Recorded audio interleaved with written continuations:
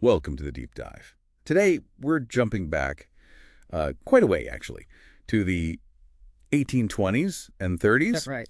We're looking at Jacksonian democracy, a real turning point, it seems, in American history, Definitely. It's when things really started shifting away from, the early elite-driven politics. towards something broader, more democratic. Exactly.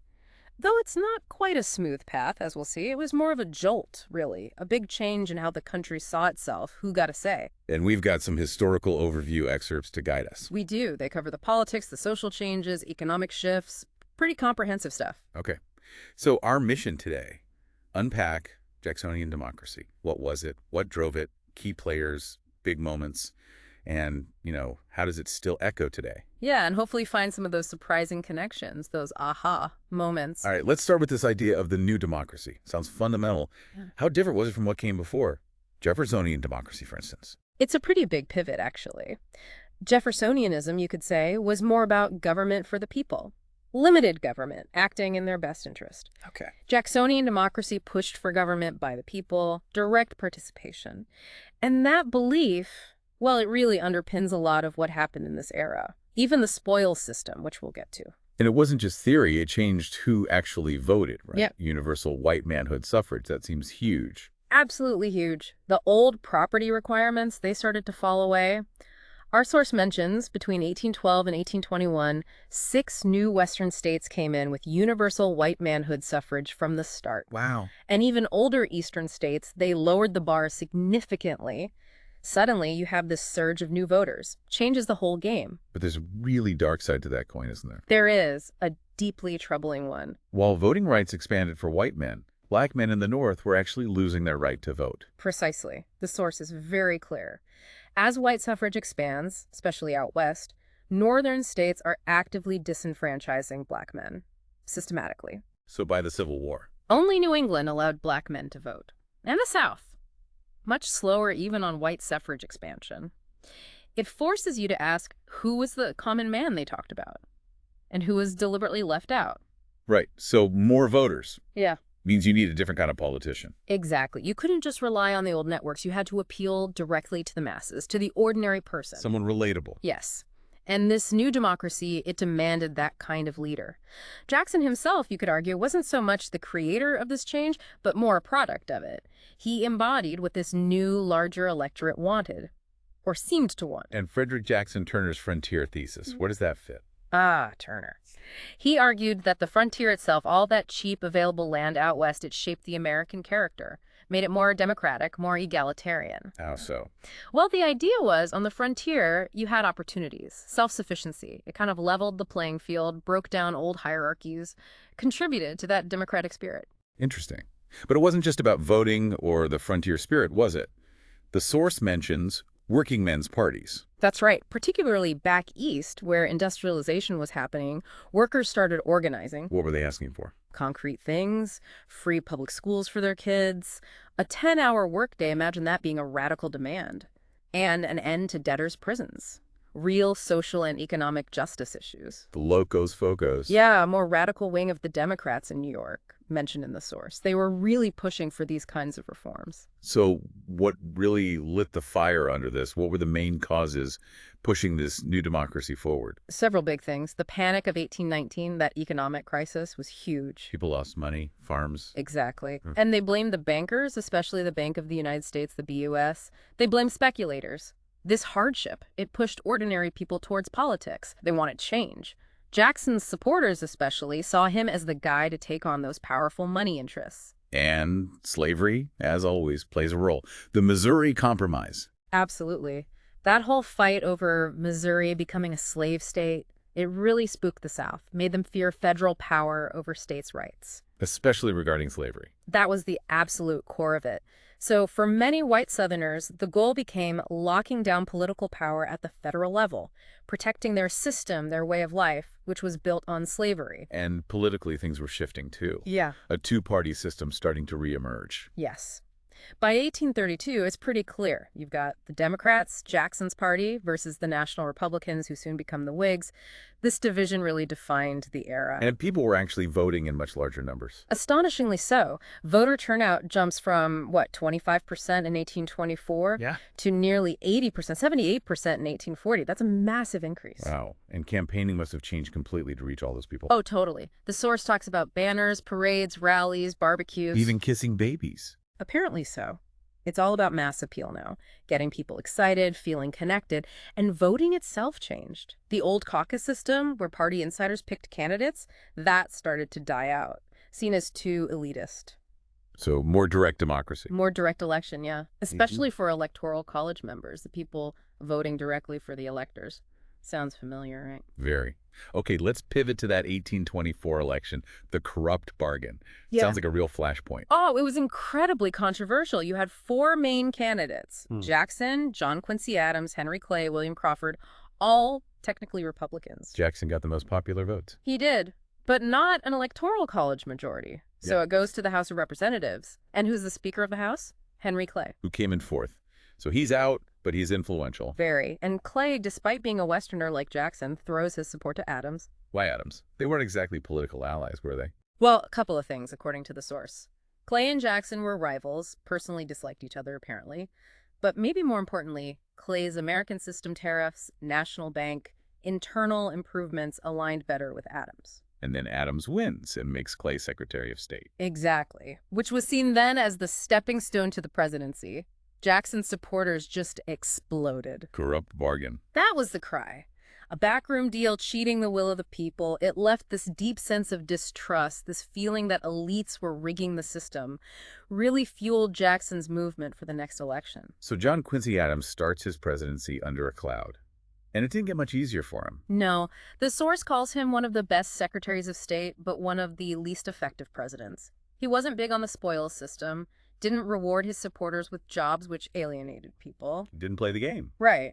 And sectional tensions were just getting worse and worse. North versus South versus West made governing really difficult. Which brings us neatly to the Tariff of Abominations in 1828, another flashpoint. Absolutely. Eastern manufacturers wanted higher tariffs, protection from cheaper British goods. Standard stuff. But the Jackson supporters tried a political trick. They pushed for a tariff that was so high they thought everyone would hate it, hoping it would hurt Adams. It would work. Kind of backfired. New England actually ended up supporting it, surprisingly.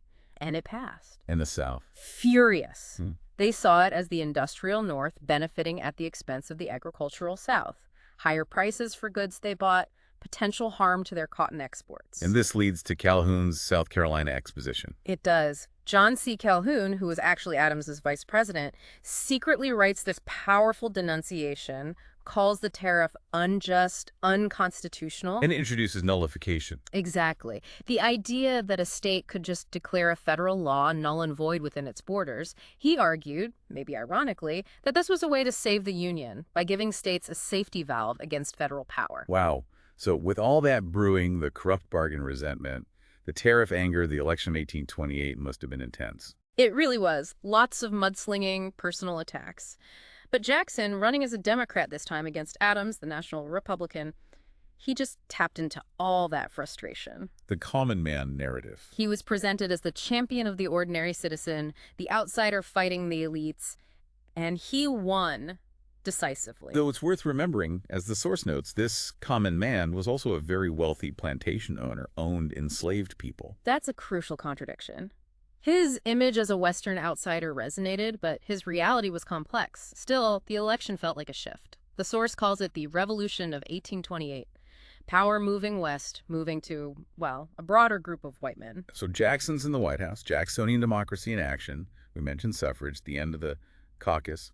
What about the spoils system? That seems key. Oh, it defined his administration. The idea, reward your political supporters with government jobs. Payback time. Pretty much. Martin Van Buren, who became a key Jackson ally, had already perfected this in New York with his Albany Regency machine. Jackson brought it to the national level. How did he justify it? He called it rotation in office.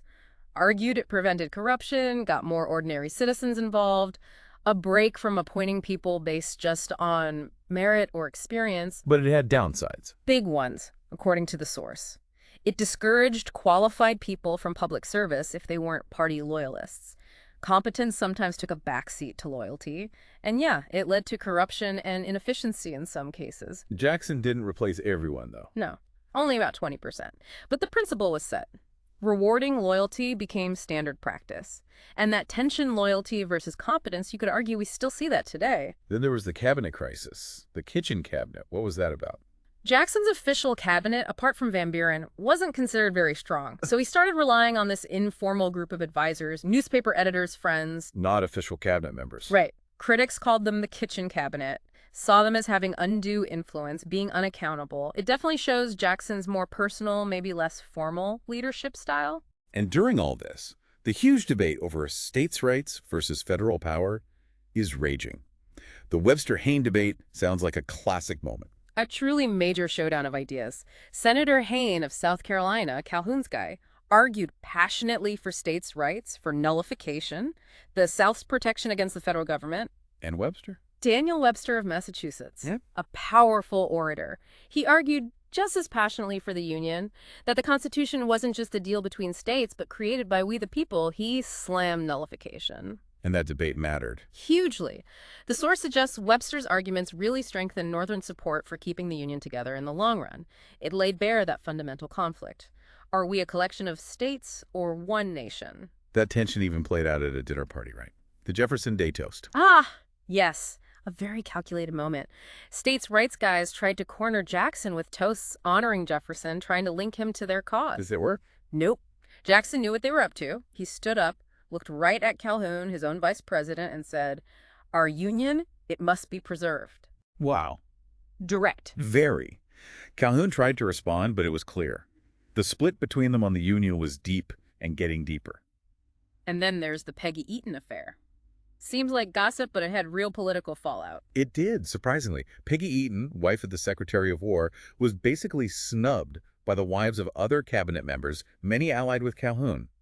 Jackson, whose own late wife had faced social attacks, defended her fiercely. He took it personally. Very personally. He saw it as a political attack. It ended up causing a major cabinet reshuffle. Calhoun's allies were out. It just widened the gulf between Jackson and Calhoun even more.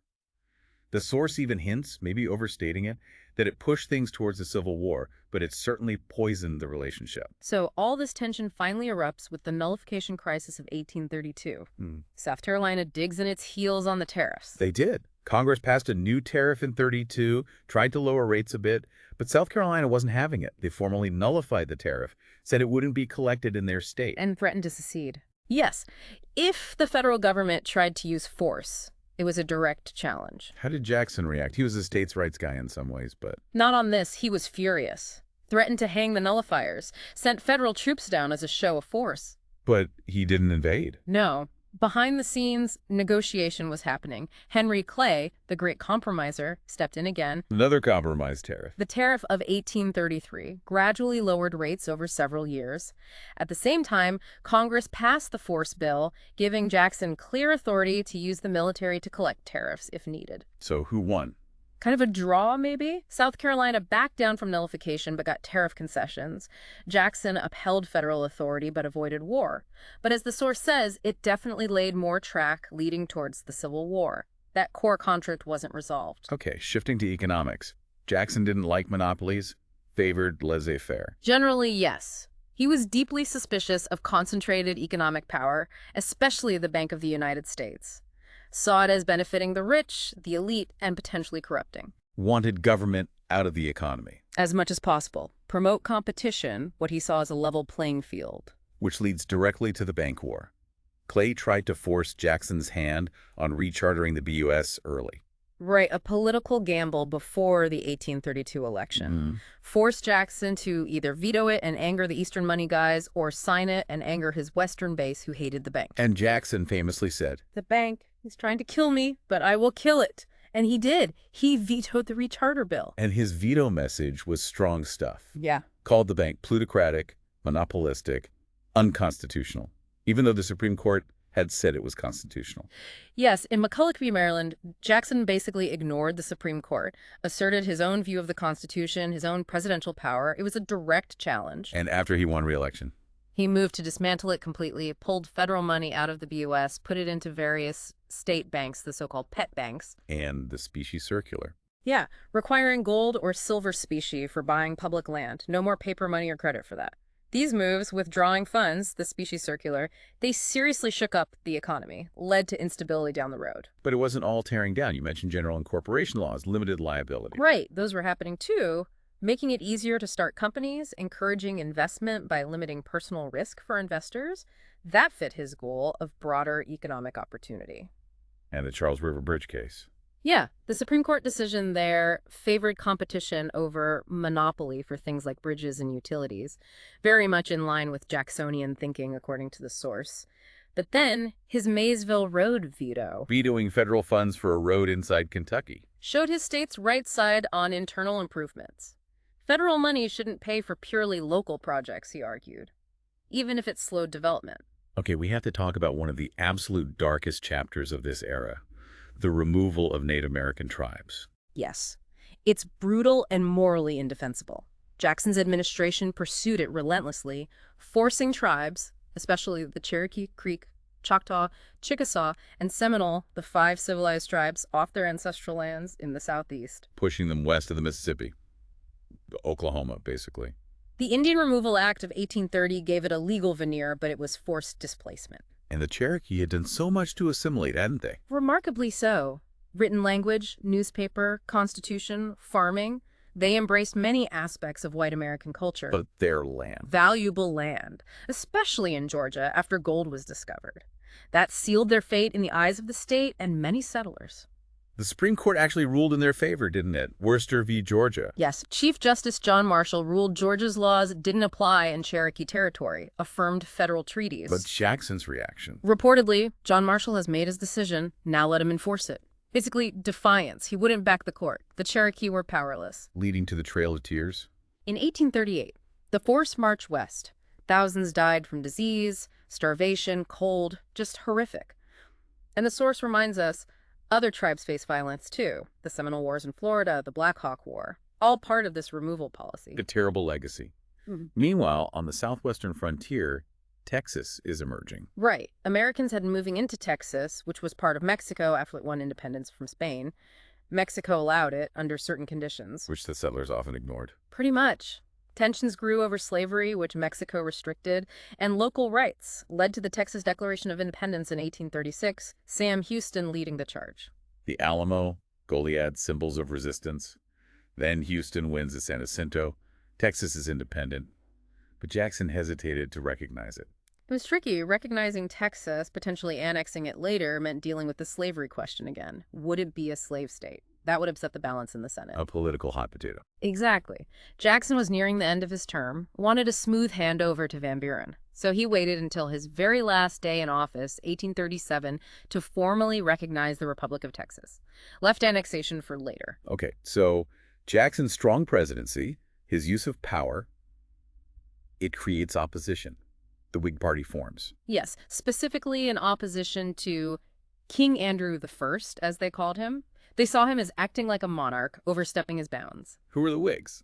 Kind of a mixed bag, really. Huh? United by hating Jackson. You had northern industrialists, some southern states' rights folks who were mad about his stance on nullification. Ironically. Right. Even former anti-Masons joined. Their platform, as the source outlines, had key differences with the Democrats. And many Whig ideas eventually fed into the modern Republican Party. And in 1836, Jackson's chosen successor, Van Buren, wins against the Whigs. He does. Jackson was still incredibly popular, and the Democratic Party machine was strong. Van Buren rode that wave to victory over several Whig candidates, including William Henry Harrison. So looking back at Jackson's presidency overall, what's the legacy? Good, bad, mixed? Definitely mixed, according to the source. Positives. Strong leadership, bringing the common man into politics, cementing the two-party system. Negatives. The spoils system. Economic chaos after killing the bank. The specie circular's impact. Defying the Supreme Court. The Trail of Tears, obviously. And definitely fueling the sectional tensions that led towards war. It's complex. Van Buren steps in, inherits a lot of problems. He really does. His presidency was tough, trouble in Canada spilling over, the Texas question still simmering, and then boom, the Panic of 1837. A major economic depression. What caused it? The perfect storm, really. Over-speculation in land, Jackson's bank policies catching up, crop failures, British banks calling in loans. It all hit at once. The results. Devastating. Banks collapsed, businesses failed, prices tanked, massive unemployment. And Van Buren's response, sticking to Jacksonian principles. Pretty much. Limited government intervention. He pushed through the divorce bill, creating an independent treasury system to separate government funds from private banks. But it didn't fix the depression quickly, and it wasn't popular. Probably cost him re-election. Which brings us to 1840. Tippecanoe and Tyler too. Sound like a modern campaign. It really does. The Whigs learned from Jackson. They nominated William Henry Harrison, a war hero, Tippecanoe, and ran this brilliant log cabin and hard cider campaign. Portraying him as a simple frontiersman, even though he wasn't really. Exactly. Contrasting him with the supposedly aristocratic Van Buren, lots of slogans, imagery, rallies, mass voter turnout again, and unfortunately, maybe a focus on image over substance. And Harrison wins. Yeah. End of the Jacksonian era, at least in the White House. Right. Okay, so wrapping up this deep dive, key themes of Jacksonian democracy. Well, the rise of the common white man in politics, for sure. Those intense debates over states' rights versus federal power, the two-party system really taking shape, big economic and social changes. And the darker side. Absolutely cannot forget the forced removal of Native Americans, a defining tragedy. Any surprising things that stood out to you during our chat? I think that constant tension that Jackson the common man, who was actually wealthy and owned slaves, that's always striking. And the sheer political maneuvering behind something like the Tariff of Abominations, politics hasn't changed that much, maybe. And the impact lasts, doesn't it? The two-party system, debates over federal power, economic policy. Definitely. The foundations were laid then. Those arguments about government's role, federalism, banks, they echo today. Absolutely. So a final thought for you, our listeners, to chew on. When we talk about expanding democracy in this era, whose voices were still silenced, how did excluding women, most Black Americans, Native Americans, how did that shape what democracy even meant back then? Or maybe think about the economic debates, that suspicion of big banks, centralized finance. How does that resonate with conversations we have today about Wall Street regulation and the government's role in the economy? Lots to think about. Indeed. Thanks for joining us for this deep dive.